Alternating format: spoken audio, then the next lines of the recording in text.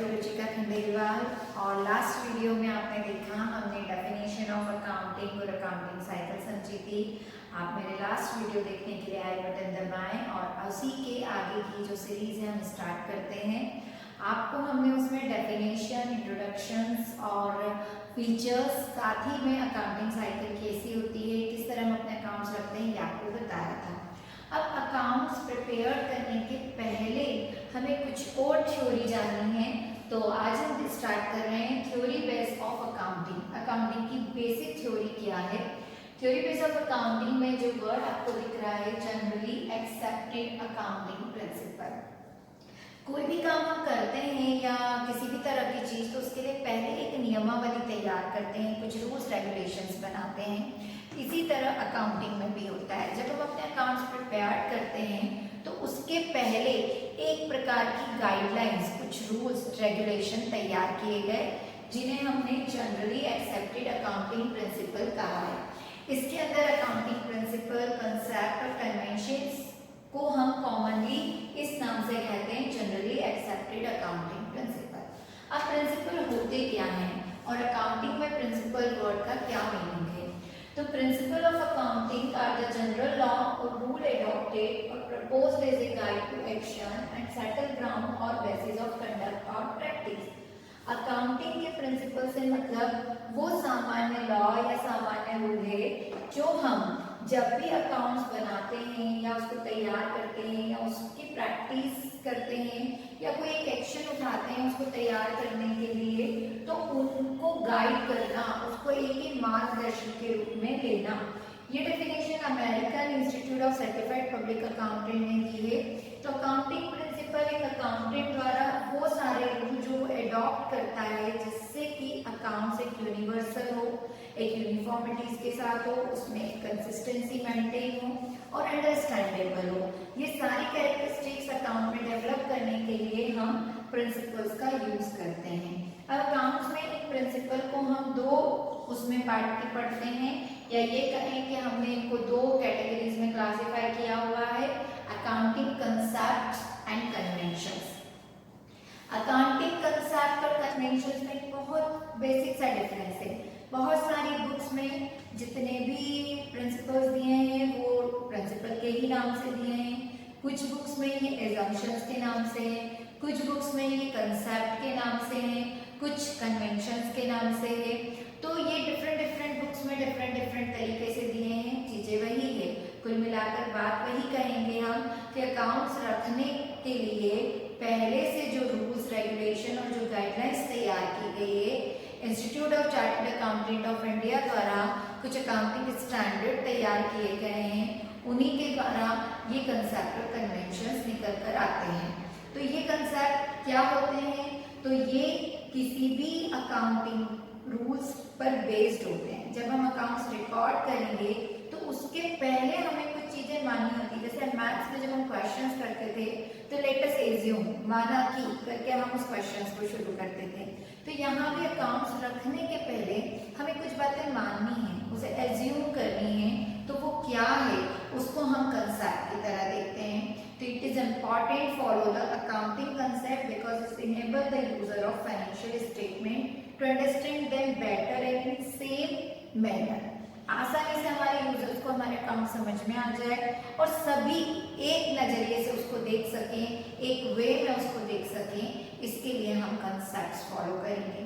Conventions are the outcome of accounting practice और principles being followed by enterprise over a period of time.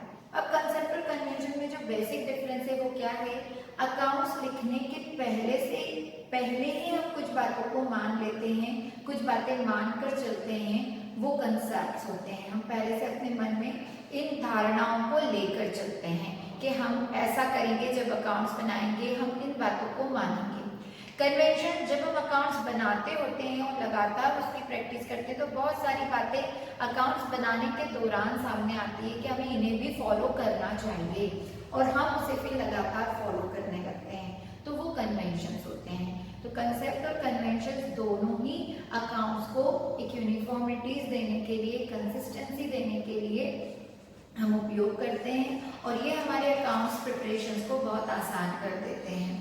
तो आपने देखा कि principles हमने दो तरह के देखे। अब इन प्रिंसिपल्स के मेन फीचर्स क्या हैं, हम छोटे से में बात करते हैं।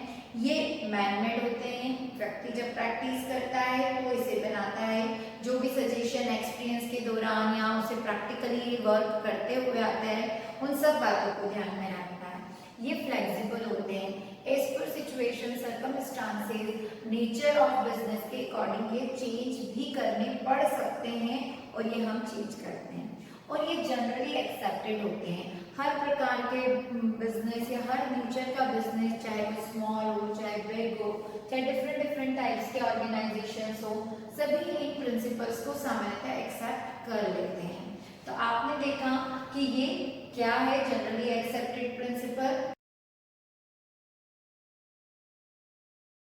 तो हम स्टार्ट करते हैं सबसे पहले अकाउंटिंग कंसेप्ट। अकाउंटिंग कंसेप्ट जिसे प्रिंसिपल को ही हमने दो पार्ट्स में बांटा है, कंसेप्ट और कन्वेंशंस में। तो पहला प्रिंसिपल हमारा आ रहा है business entity principle is the most important principle, business entity. इस प्रिंसिपल्स के according business is considered to be separate from its owner, business को उसके ऑनर से अलग माना गया है। Business and businessman is a two separate entity, उनका अपना अपना वजूद है, अपनी अपनी पहचान है। और हम अपने बुक ऑफ अकाउंट जो रिकॉर्ड करेंगे in the book of business not a businessman, business की बुक में हम अपने बुक ऑफ अकाउंट रिकॉर्ड करेंगे। जैसे फॉर एग्जांपल मेरा इंस्टीट्यूट है जिसका नाम है बेस्ट ट्यूटोरियल और मेरा नाम है रुचिका, तो Ruchika and best tutorial is two separate entity. अगर मैं अपने book of account best tutorial क्या रखूंगी तो आप जितने भी नंबर ऑफ स्टूडेंट्स की फीस आएगी एज ए इनकम मैं उसे उसमें दिखाऊंगी, जितने एक्सपेंसेस बेस्ट ट्यूटोरियल के होंगे वो मैं बेस्ट ट्यूटोरियल के अकाउंट में दिखाऊंगी। मैं अलग पहचान, अगर मैं उस पैसे से या बेस्ट ट्यूटोरियल की इनकम में से या कैपिटल में से कुछ पैसा विड्रॉ करती हूँ अपने पर्सनल वर्क के लिए, पर्सनल यूज के लिए, भाई मुझे शॉपिंग करने जाना है तो उसमें से पैसे निकालिए, तो ये एज ए ड्रॉइंग ट्रीट होगा। तो ये कंसेप्ट हमेशा यही कहता है कि business and businessman is two separate entity and book of account record only in the point of view business not a businessman. और ये सभी प्रिंसिपल्स पर, सभी नेचर के ऑर्गेनाइजेशन या सभी नेचर के बिजनेस पर फॉलो किया जाता है। देन आता है मनी मेजरमेंट कंसेप्ट, जैसा नाम है money measurement. In the book of account, only those transactions are recorded. It's valued in terms of money. जिसको मनी के टर्म्स में मेजर कर सकते हैं हम, इसके अंदर केवल वही ट्रांजेक्शन लिख सकते हैं।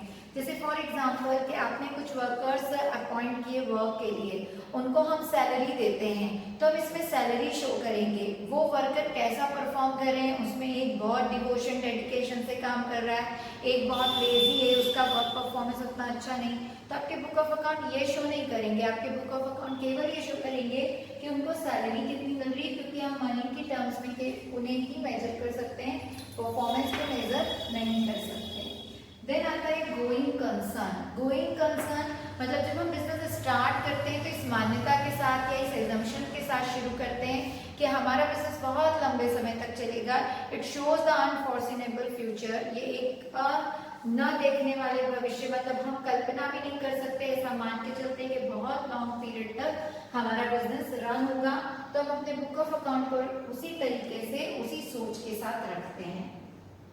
देन आता है काउंटिंग पीरियड कंसेप्ट। अब यदि हमने गोइंग कंसर्न कंसेप्ट में ये मान लिया कि हमारा बिजनेस एक लंबे पीरियड तक चलेगा, लेकिन हमें एक थोड़े समय के बाद या कहें कि हम इस लंबे समय को कुछ पार्ट्स में डिवाइड कर देंगे और उस टूटे पार्ट्स को हम अकाउंटिंग पीरियड कह रहे हैं। मतलब हम अपने बुक ऑफ अकाउंट को एक डेफिनेट टाइम के बाद हमारे बिजनेस की फाइनेंशियल पोजीशन जानने के लिए उपयोग करेंगे, प्रॉफिट जानने के लिए उपयोग करेंगे, तो हम अपने बुक ऑफ अकाउंट को कितने पीरियड तक रखें, तो हमने माना 1 ईयर को अकाउंटिंग पीरियड कहेंगे। हर एक साल बाद हम ये जानेंगे कि हमारे बिजनेस में प्रॉफिट हुआ कि नहीं, हमारे बिजनेस की फाइनेंशियल पोजीशन क्या है। तो ये अकाउंटिंग पीरियड कंसेप्ट कहता है कि जो गोइंग कंसर्न पीरियड आपने माना है उसको आप डिवाइड कर लीजिए पर्टिकुलर पीरियड में, और वो पर्टिकुलर पीरियड 1 ईयर हो सकता है, और ये 1 ईयर को हम फाइनेंशियल ईयर या कैलेंडर ईयर के रूप में यूज करते हैं।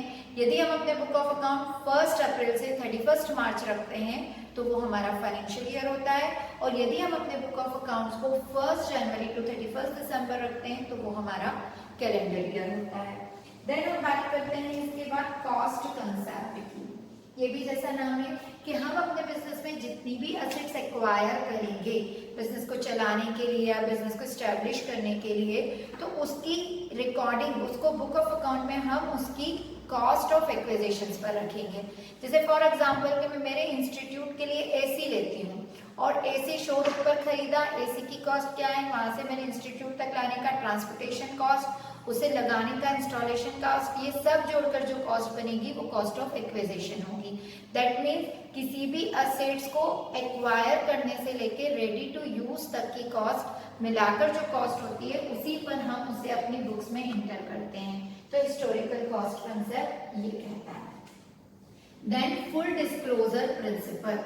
फुल डिस्क्लोजर यानी हमारे बुक ऑफ अकाउंट में हर वो बात हमें डिस्क्लोज करनी है जिसका इम्पैक्ट हमारे बिजनेस के प्रॉफिट पर या हमारे बिजनेस की फाइनेंशियल पोजीशन पर हो रहा है, या हमारे यूजर जो अकाउंटिंग इंफॉर्मेशन जनरेट करके उपयोग कर रहे हैं उस इंफॉर्मेशन के लिए उनको वो बात जानना बहुत जरूरी है। तो हर वो बात हम अपने बुक ऑफ अकाउंट में डिस्क्लोज करेंगे। देन आता है ड्वेल एस्पेक्ट और duality principle. It is very important principle because हम अपने book of account double entry system पर रखते हैं। मतलब ये मानते हैं कि every transaction has a 2 aspect, हर ट्रांजैक्शन के 2 पहलू हैं और दोनों ही पहलू को हम अपने बुक ऑफ अकाउंट में शो करेंगे।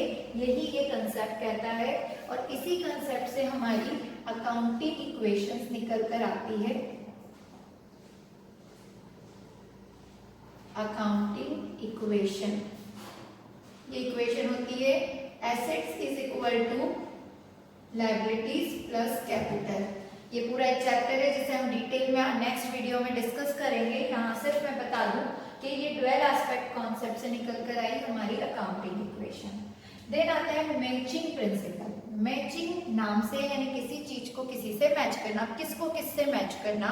तो बुक ऑफ अकाउंट में आपके बिजनेस में जितने भी रेवेन्यू एक्सपेंसेस है उसको हम इनकम से मैच करते हैं एक पर्टिकुलर पीरियड में। एक साल में भी कितना खर्चा हुआ और कितनी आय हुई, उन दोनों को मैच करना, उनको कंपेयर करना और उसी से हम इस नतीजे पर पहुंचते हैं कि हमारे बिजनेस में प्रॉफिट हुआ है या लॉस। तो मैचिंग प्रिंसिपल मैच कराता है रेवेन्यू और एक्सपेंसेस को। देन हम बात करें revenue recognisation concept. It is very important concept. ये एक्रूअल एजम्पशंस को भी एक्सप्लेन करता है कि आप अपने बुक ऑफ अकाउंट में कोई भी ट्रांजैक्शन उस समय इंटर करोगे जब वो रिकॉग्नाइज हो गया, मतलब जब उसकी पहचान बन गई। उसके लिए ये जरूरी नहीं कि वो कैश ट्रांजैक्शन कंप्लीट किया हो। जैसे फॉर एग्जांपल कि मैंने 1 अप्रैल को मिस्टर एक्स से कुछ गुड्स परचेज किया। अब मैंने गुड्स परचेज किया लेकिन उसी दिन उसका पेमेंट नहीं किया, अभी ये ट्रांजैक्शन क्रेडिट बेसिस पर है, तब भी मैं इसकी एंट्री करूंगी। दूसरा एग्जांपल हम ले सकते हैं कि मुझे अपने प्रेमाइसेस का रेंट पे करना है, रेंट अभी पे नहीं किया, रेंट ड्यू है, ड्यू होने की कंडीशन में भी मैं उसकी बुक ऑफ अकाउंट में एंट्री करूंगी। दैट मीन्स आपका कोई ट्रांजैक्शन अगर ड्यू है तो तब भी हम उसे बुक ऑफ अकाउंट में रिकॉर्ड करेंगे क्योंकि उसकी एक अपनी पहचान बन चुकी है। तो रिवेन्यू अगर रिकॉग्नाइज हो गया तो हम इसमें लिखेंगे। एक और एग्जांपल लेते हैं। मान लो मैं किसी स्टूडेंट्स को पढ़ा रही हूँ और उसने अभी फीस मुझे पे नहीं की, लेकिन बेस्ट ट्यूटोरियल के अकाउंट में भले ही उसने मुझे फीस नहीं दी लेकिन ये कंफर्म्ड हो चुका है कि ये यहाँ पर एडमिशन ले चुका है और ये यहाँ का स्टूडेंट है, तो तब तक बेस्ट ट्यूटोरियल उसे एक्रूड इनकम के नाम से दिखाएगी उसकी फीस को। जिस दिन वो पे कर देगा वो पेमेंट पेड हो जाएगी, और अगर उसने एडवांस में दे दी है तो वो फी रिसीव्ड इन एडवांस कहलाएगी। तो ये पहले देखा जाता है कि कैश ट्रांजैक्शन या एक्रूअल ट्रांजैक्शन में विचएवर इज अर्लियर, जो पहले होता है उससे एंट्री कर देते हैं। अगर ट्रांजैक्शन एक्रूअल बेसिस पर है तब भी हम उसकी एंट्री करेंगे। तो रिवेन्यू रिकॉग्नाइजेशन कंसेप्ट इसी को बताता है। देन आता है prudence and conservative concept. This is very important. जब भी कोई बिजनेसमैन बिजनेस स्टार्ट करता है तो इस सोच के साथ कभी नहीं करता है कि मुझे बहुत सारा नुकसान हो, क्योंकि ऑलवेज उसकी थिंकिंग ये होती है कि मुझे अच्छा खासा प्रॉफिट हो, मैं ज्यादा से ज्यादा लाभ कमाऊं।